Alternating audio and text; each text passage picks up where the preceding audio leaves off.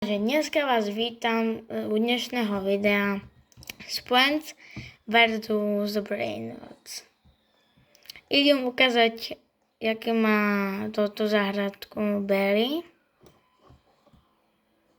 Docela až tak není profik, ale čo je zaujímavé nad tým, že mu vrastá obelitanský kokotank.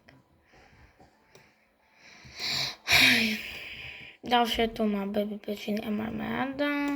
Tu je Underford za 8000. Tu je Godly Jeffa Terrestre, God. Tu baby pečiny má marmeláda. Ok, zelený pizza, on je strašne dobrý. Mateo.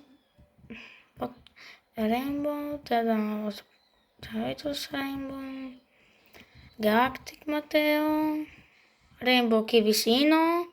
Teda Veo, teda Magot. A čo také ešte mám učítať Ševiniško. No, on tu má Matea, Kibisimo, Jeffa Terrestre a najlepšie brainroti sú akože toto tu Mateo. Orkava je Rainbow, má dokonca dve. A jedna zarába viac, jedna je väčšia než toto druhé.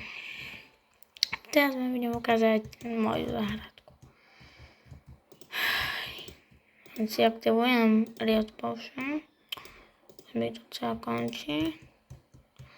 No. Už od samého začiatku vidíte, že tu dačo také mám. Mám tu Merkarot. Kokotank, 4 kokotanky, 7 Čo?